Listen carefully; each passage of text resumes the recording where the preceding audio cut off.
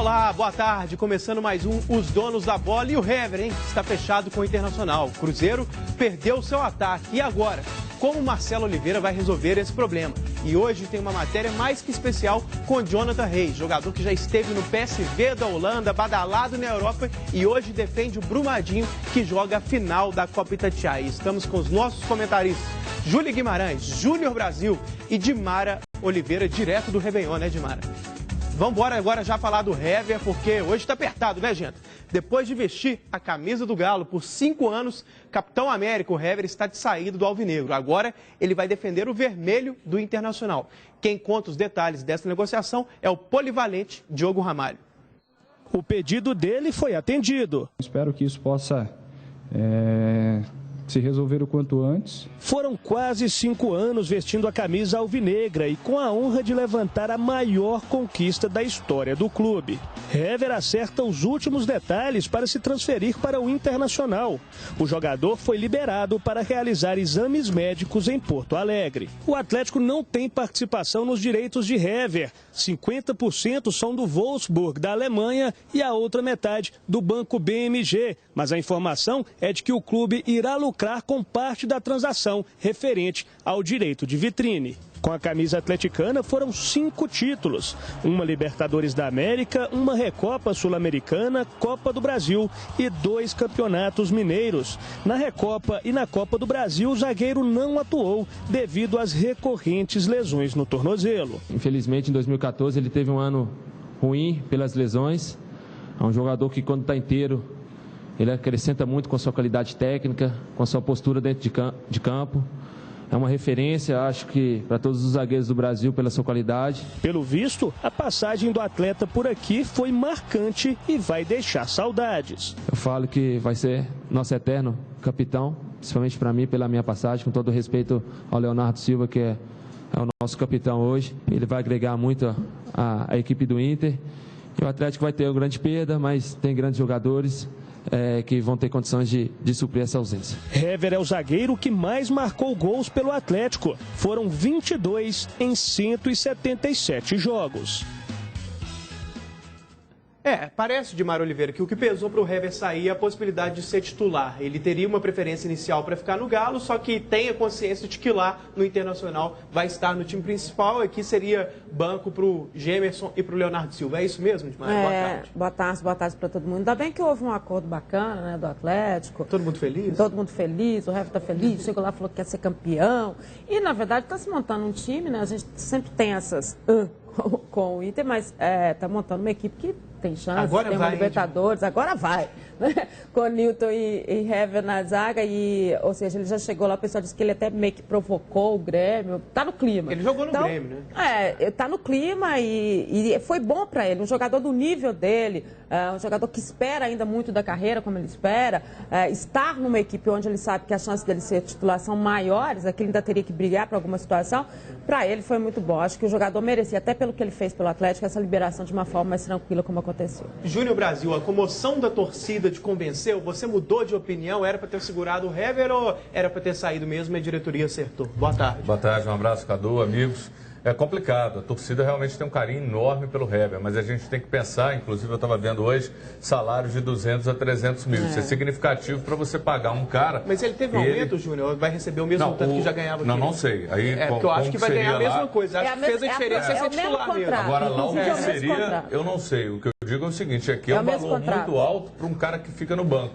Você pagar entre 200 e 300 mil para esse jogador não ser o titular. Então isso acaba pesando sim para a diretoria. E claro, para o jogador que quer ser titular. Porque hoje o Gemerson é o titular, Léo Silva é o titular, o Hever ia ter que jogar muita bola para recuperar essa posição. O torcedor fica chateado, mas eu entendo a posição da diretoria. Mas aquieta aí que vem o atacante.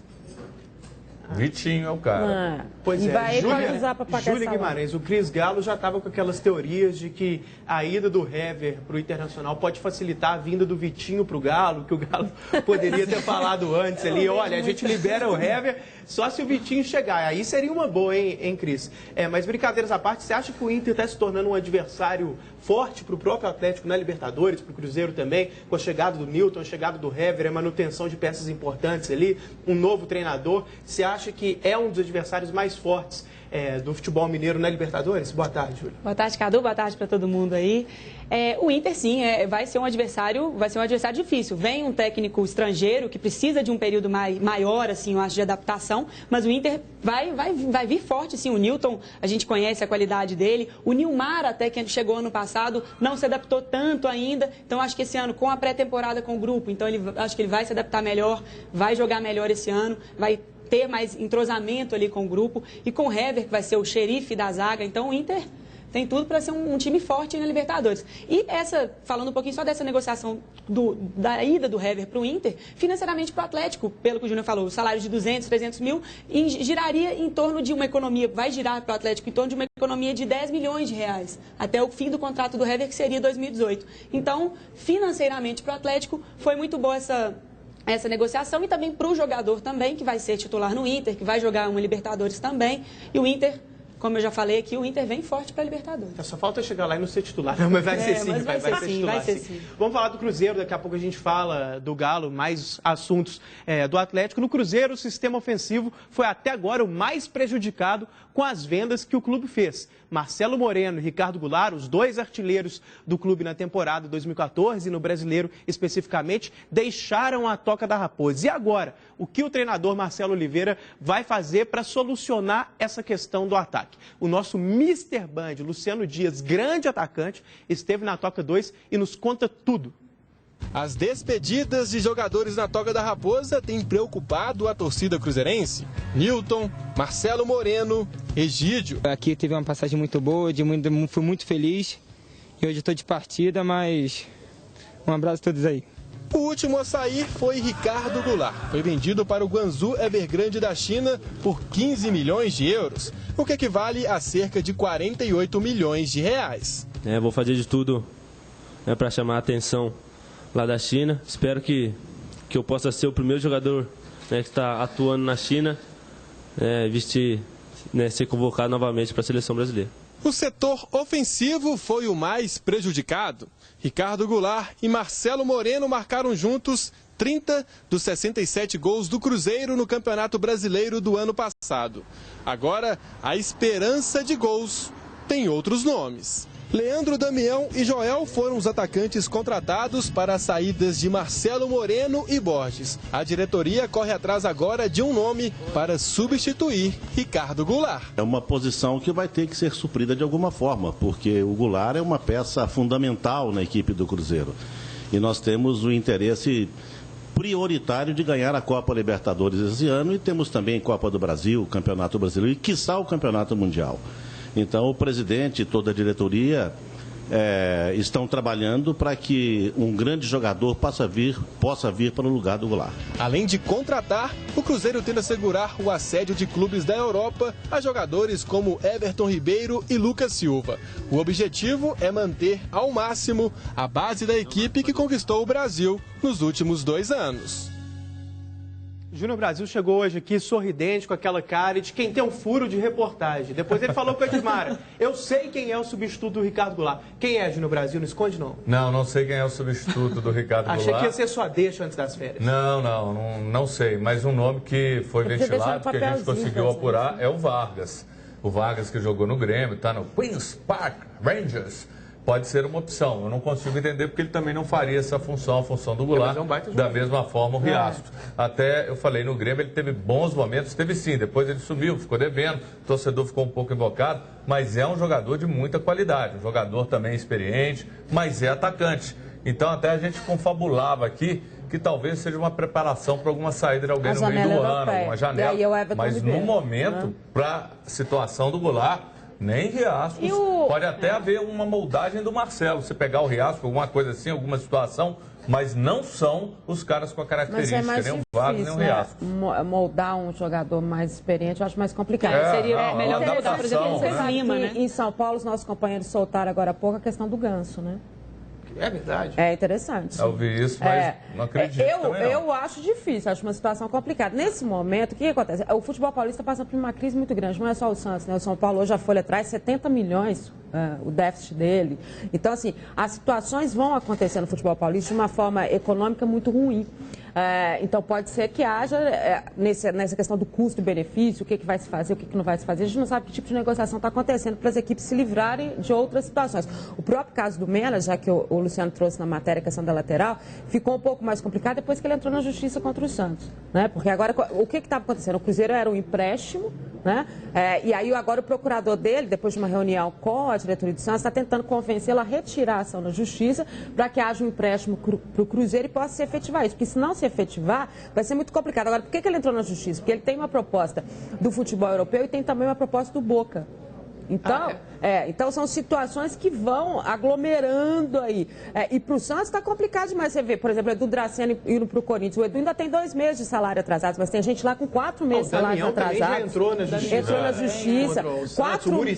Quatro meses de salários atrasados, 4 meses de direito de imagem atrasado. É bom falar para o pessoal. Conta de água, conta de luz. Para o pessoal são 3 meses que já tem o direito. Que é o Guilherme ainda, né? Não dá para entender. Aí realmente não estou entendendo nada. E vale dizer o seguinte, não é dessa administração, né, fazendo justiça, é da administração anterior e agora eles estão pagando essa cota. Então o futebol paulista num todo, ele está numa crise, exceção do Palmeiras, que está já quase tirando 15 contratados, né? Mas eles estão numa crise e aí o nome dele foi falado. Júlia Guimarães, e o Riascos?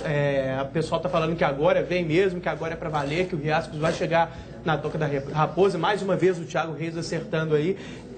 Você acha que vem mesmo? Você acha que seria uma contratação boa? O que você falou, Júnior? Há mais de 10 dias que o Thiago falou isso. Exatamente. O Thiago tá um visionário, esse Thiago Reis. Tá arrebentando. Competente. Como diria o outro. Verdade. Vai lá, Júlia, o que você acha do Riasco? Você acha que chega mesmo? Você confia no Thiago Reis? E você fica feliz? Você acha que é uma boa contratação para o Cruzeiro? Confio no Thiago Reis, sim, com certeza. O Riascos, eu não vejo como uma reposição para o Ricardo Goulart, até porque ele não faz a função que o Ricardo Goulart fazia no Cruzeiro. Eu não vejo como uma boa contratação, eu já falei isso aqui. Não é um jogador que chega para ser titular do Cruzeiro. Não é um jogador, tem muitos jogadores no Cruzeiro que são melhores que ele, na minha opinião, são melhores do que ele, podem render mais do que ele. A gente já falou que Alisson, o William, o próprio Everton Ribeiro, que atua pelo lado também, tem muito jogador de qualidade. Mas vai chegar, eu acredito até que chegue para suprir essa saída do Dagoberto, talvez, que joga pelo lado também. Então, mas para o Ricardo Goulart, ele não vem eu acredito que ele não venha para suprir essa lacuna, não. Mas não é um jogador que eu vejo que vai trazer muita qualidade. Assim, tem uma informação respeito, nova mas eu também. penso diferente. Eu acho que o Riascos é uma grande contratação, um cara que pode ser útil, é um cara de muita força dentro daquele perfil que a gente cobra que falta ao Cruzeiro, um cara que pode contribuir muito e com bagagem. Para mim, acerta trazendo o Riascos. O problema é que o torcedor atleticano zoa, brinca por conta do pênalti perdido, mas tirando isso, ele joga uma bola que eu acho que pode ajudar muito o Cruzeiro. De grupo, né? E tem uma informação nova sobre o Riascos, que é o seguinte, inicialmente o Cruzeiro queria um empréstimo dele, até foram aquelas cifras, o Cruzeiro ofereceu 250, 500 mil agora, o Morelia não quer mais, quer vender por 50%, quer vender os 50%. E o procurador dele já disse o seguinte, ainda tem que assinar um contrato de 3 ou 4 anos. E então essa negociação, exatamente, essa negociação teria uma mudança do que aconteceu inicialmente, né? Um jogador para você. Por isso que eu acho que ela tem que ser mais pensada ainda. Você vai ficar aí com o jogador 3, 4 anos, ele não está bem lá, a atual situação do Riascos. A questão, além de não ser um substituto tecnicamente para o Ricardo Goulart, taticamente para o Ricardo Goulart... Mas o Cruzeiro mesmo falou que não é. São coisas distintas. Mas do lado de campo. É completamente diferente. Mas ainda acho assim, Júnior, que é uma composição de grupo. Porque o Riascos, se ele não está bem lá, nem tecnicamente, nem fisicamente, ele vai depender de uma recuperação aqui. Você tem uma adaptação, você tem uma recuperação. Eu não sei se é neste momento, quando você analisa os prós e os contras, que ele realmente, em termos de mercado, seria a sua melhor solução. Diante da situação que o Santos está passando, eu faria uma investida no Lucas Lima. Eu acho que ele é... Não, mas aí o Lucas Lima seria para substituir o Goulart, é outra história. Mas é isso que eu estou dizendo. É um dos poucos jogadores com o qual o Santos se resguardou, digamos assim. Parece que, apesar da crise total, o Lucas Lima é um jogador que o Santos faz questão de segurar ou que, ao menos, dificultaria bastante para liberar. Eu acho que no caso do Riascos, para a gente dar opinião precisa se foi boa ou não a contratação, pelo menos na minha avaliação, passa um pouco para saber por saber qual seria o custo do Cruzeiro. Porque isso que eu tô dizendo, eu acho que é um jogador mais ou menos. Né? Então, se vier para um valor não tão alto assim, para concorrer, eu acho que vale a pena. Um investimento alto, se for um baita investimento, eu já acho. Mas aqui, será que ele é esse grande jogador que o Valdir falou? Não, mas é ele o cara? Acho que não, Dimar. Pro meio, você não fala. Eu acho que vale sim, porque é um cara com a bagagem de Libertadores, um cara de muita força, um cara que atua pelos lados. É claro que o Cruzeiro tem outros jogadores até com essa característica, mas eu entendo que dentro dessa busca de um perfil de Libertadores vale sim. Eu acho cada vez mais, eu tenho a convicção que o Marcelo Oliveira adora jogadores de velocidade. O futebol do Marcelo Oliveira é de intensidade, é de transição, contra-golpe, sufocar o adversário. Até por isso, acho que o Ganso seria um contraponto, né? Seria um jogador bem diferente nesse aspecto. É impressionante como ele gosta de jogadores de velocidade. Agora, inicialmente, não que eu ache uma má contratação, mas eu acho que seria uma opção no banco de reservas mesmo. O Riacho. Mas aí, entendendo esse conjunto que o Cruzeiro faz, aí quando a gente fala assim, e até na matéria a gente falou dos atacantes que foram embora. Qual é a maior preocupação para o Cruzeiro nesse momento? É exatamente isso. O Cruzeiro é um time de velocidade, mas para você ter essa velocidade, você ter esse empenho, e aí o Riascos até é bem definidor nesse sentido, você precisa ter esses caras jogando junto. Né? É essa história do Cruzeiro que preocupa. Né? O fato de você estar perdendo jogadores que num ponto, por mais que tecnicamente talvez não fosse o ideal, exceção do Ricardo Goulart, você está perdendo um pouco desse conjunto. Né? Você tem aí o Júlio Batista falando, e ele até falou, né, eu acho que eu posso fazer a função do Ricardo. Não pode. O que o Ricardo Goulart fazia, que é ir à frente e retornar e ajudar na marcação, ele não faz. O Júlio Batista não é um cara intenso como é o Goulart. Então ele não tem isso. mais o físico para correr tanto igual o Goulart corria. Mas eu acho que o pessoal tem que entender bem o que eu vou falar. Eu acho que em termos de posicionamento, ele é uma das opções. Ser um armador centralizado ali entre os 3 meios do Cruzeiro. Eu acho que ele se posiciona ali. Só que a partir do momento que o jogo começa, a movimentação é completamente diferente, né, Júnior? Não, muito. O rendimento dele também não é o mesmo. Ele não consegue ter um pique para ir, voltar, a intensidade, a finalização, estilo, né? A qualidade. Acho que é o que você falou. Ele já fez isso algumas vezes, de entrar para ocupar aquele espaço. Conseguir fazer é outra história. Agora, é um jogador que eu cobro muito porque não é possível. Pelo que ele ganha, pelo que ele representa, ele apresentar só o futebol que ele jogou ano passado. Para lembrar uma boa partida. Que deu certo, está aqui sentado no meio das nossas grandes comentaristas, né? E também pelo que ele jogou, né, nos times anteriores e tudo, pelo que ele apresentou na seleção, no Real Madrid, todos os times, né? De um potencial incrível, mas é hora de aparecer. Não dá para dizer se ele desaprendeu, né? Não é isso. A gente gostaria de... E acho até que o difícil para ele é essa composição exatamente pela característica do Cruzeiro. Não é nem ele, não todos, né? É a característica do time que ele participa. É uma opção tática boa? É uma opção tática boa. O próprio Marcelo enxerga o Júlio Batista como um substituto do Ricardo Goulart. Mais uma vez, não exatamente com as características iguais, mas até entendendo que não havia um substituto imediato tão parecido assim com o Goulart, em várias circunstâncias ao longo da temporada passada, o Júlio Batista que entrava. Ele tinha muitos jogadores de lado de campo e não tinha tantas opções para jogar centralizado na armação. Verdade. Então, várias vezes ele ia pelo caminho do Júlio Batista e a torcida até ficava meio pé da vida. Porque, às vezes, o pessoal não olha tanto o lado tático, olha mais o aspecto técnico, ele não estava tão bem e o pessoal ficava bravo. Ô Júlio, ontem você comentou a possibilidade de o Cruzeiro adaptar o Everton Ribeiro para o meio, tirar o Everton Ribeiro da meia direita, digamos assim, colocar centralizado e adaptar o William ali, jogar com o William, o Alisson e o Everton Ribeiro como os armadores. Eu acho que é uma boa opção. Entre o que o Cruzeiro tem no elenco, é uma baita opção. Você acha que seria essa mesmo ou você poderia adaptar, por exemplo, o Alisson, que também na base jogou a maioria das vezes pelo lado do campo, mas jogou algumas vezes também centralizado como armador. Você acha que poderia ser também uma alternativa para o Cruzeiro? Poderia ser também, apesar de que eu até concordo com o que o Júnior falou ontem, que o Everton Ribeiro, ele rende mais atuando pelos lados do campo, mas seria uma opção caseira ali seria essa, que para mim eu descarto já o Júlio Batista, então para mim essa opção caseira seria atualmente a melhor, ou ele pode até ser o Alisson também, não vejo problema nisso, ou até o Marquinhos, E para o Alisson podia ser uma saída, né, Cadu? Porque quando a gente observa o Cruzeiro e conversa, e eu conversei com o Marcelo no sábado, o Marcelo está bastante impressionado até com o Joel, que é o atacante que veio do empenho. A gente falou sobre isso, que ele era um jogador muito humilde, muito empenhado, das informações que a gente tinha, e fisicamente, como é um time forte, como o Cruzeiro se tornou forte, até com a questão do Leandro Damião mesmo, ele falou, olha, mano, repara, os treinamentos estão intensos, eles estão dando conta, e a gente está fazendo um time mais forte. Isso também tem a ver com aquela história que a gente falou de perfil de Libertadores, de história de Libertadores, ou seja, a gente vai ver um Cruzeiro bem diferente, até o Marcelo já estava prevendo isso, até mesmo antes da questão do Ricardo Goulart.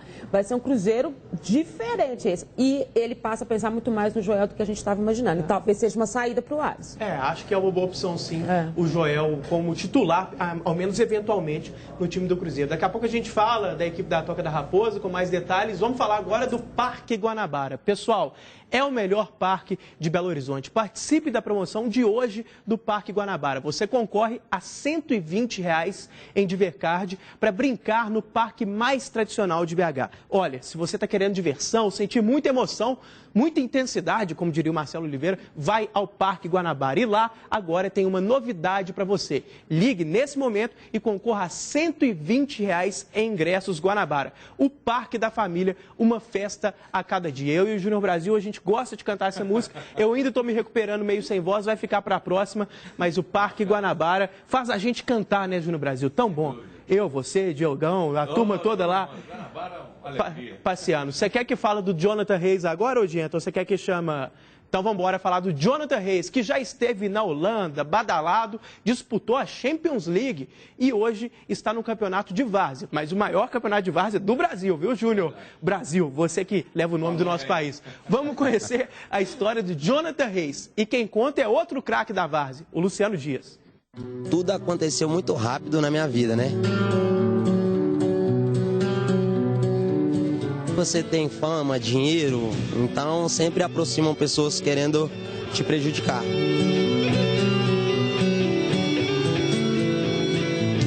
Eu tive um deslize que foi a questão da droga, né? Ali eu vi de perto o fim da minha carreira, né? Um atacante com faro de artilheiro, autor de golaços, de belos lances.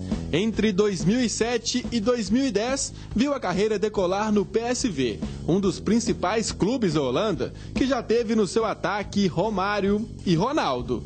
Este é Jonathan Reis, um jogador que já disputou grandes partidas, que já esteve em campo em jogos da badalada Liga dos Campeões. Foi uma emoção única para mim, né? Porque não é qualquer jogador que disputa uma Champions League, ainda mais um jogador jovem com apenas 18 anos.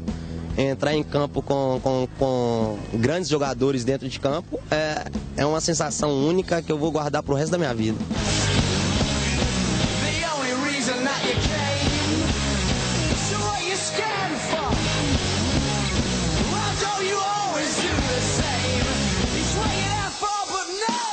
Jonathan realizava sonhos e tinha uma carreira que prometia muito, mas com a mesma rapidez que conheceu a fama e o glamour do futebol holandês, conheceu uma outra realidade.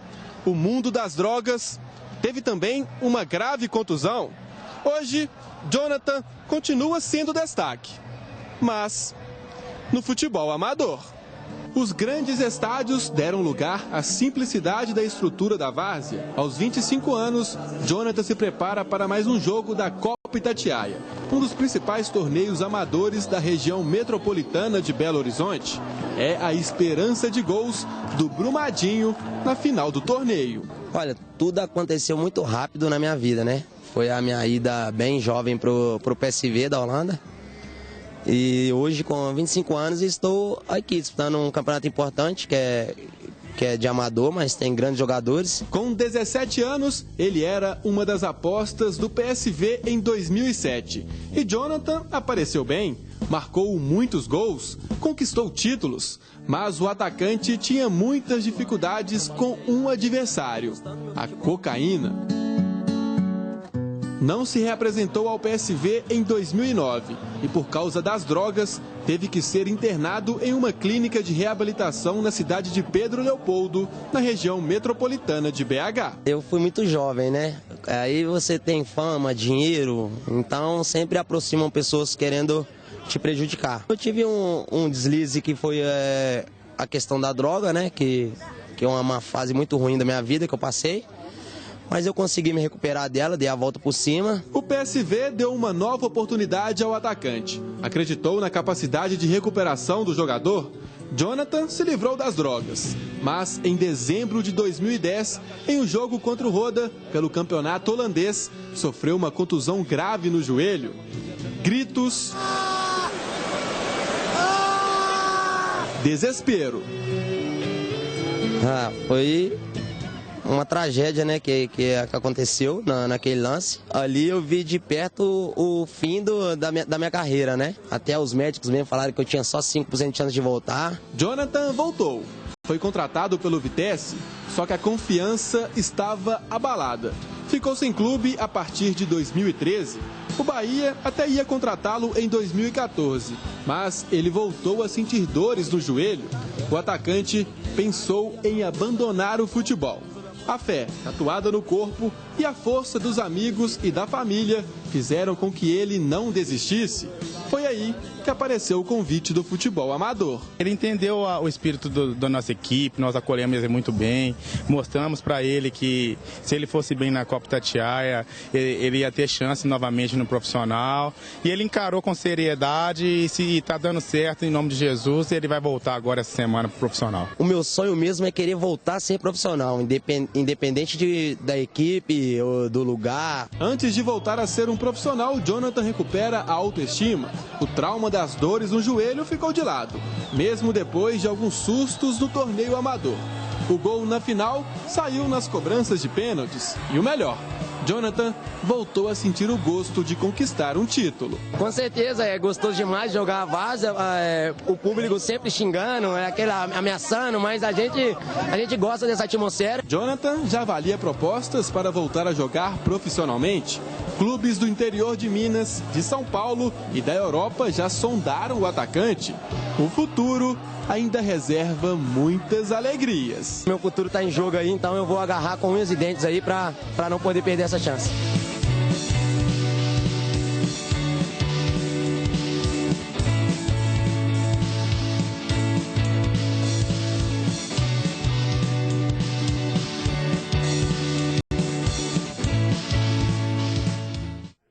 Cada dia melhor na trilha sonora, viu, doutor Alexandre? Hoje com Arctic Monkeys, como a gente tinha combinado, Strokes também, na próxima Pavement e Oasis, viu? A gente já combina aí. Júnior Brasil, você esteve no jogo aí, nessa partida do final de semana, o Jonathan, a estrela ali do Brumadinho, na Copa Itatiaia.